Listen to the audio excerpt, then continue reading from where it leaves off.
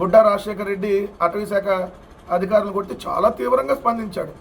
తెలుగుదేశం ఎమ్మెల్యేలు కామ కోరికలు ఎక్కువయ్యి లైంగికంగా మహిళలను వేధిస్తుంటే చంద్రబాబు నాయుడు గారు చాలా చాలా తీవ్రంగా స్పందించాడు. చాలా తీవ్రంగా అన్నీ చేయించేదన్నీ నువ్వు మళ్ళీ తీవ్రంగా స్పందించావంట. ఈ కుంభకోణానికి ఆద్యుడివే నువ్వు.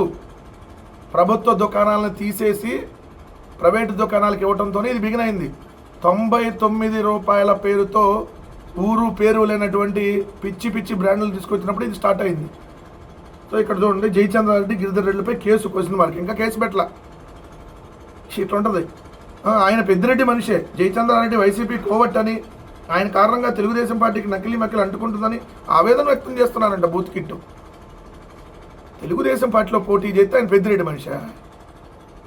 ఇప్పుడు చంద్రబాబు ఒక కాంగ్రెస్లో ఉన్నాడు, ఇప్పుడు కాంగ్రెస్ మనిషేనా? చెప్పండి.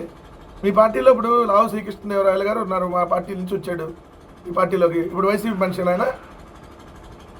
అసలు కనీసం సిగ్గు శరం రాసేటప్పుడు ఏం ఉండదు.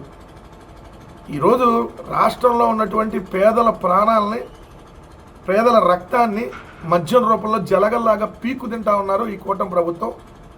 ఇలాంటి ఊరు పేరు లేనటువంటి బ్రాండ్లను తీసుకొచ్చి ఒకటి, మళ్ళీ అదే కల్తీ బ్రాండ్లు అనుకుంటే మళ్ళీ అదే లోగోలతో అదే బ్రాండ్ లేబుల్తో మళ్ళీ దాంట్లో నారావారి నాటు సారా NNN నారా నాటు నకిలీ సారాన్ని దాంట్లో నింపి 5,300 కోట్ల రూపాయలు సంవత్సర కాలంలో నకిలీ మద్యం అమ్మారంటే సో ఏ స్థాయిలో దందా జరిగింది? ఒక ఎమ్మెల్యేకి అయితే ఇది సాధ్యమైద్దా? ఎమ్మెల్యేగా పోటీ చేసిన వ్యక్తికి సాధ్యమైద్దా?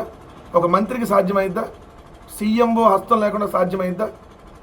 ఖచ్చితంగా దీని మీద CBI ఎంక్వైరీ జరగాలని చెప్పి వైఎస్ఆర్ కాంగ్రెస్ పార్టీ డిమాండ్ చేస్తూ ఉంది.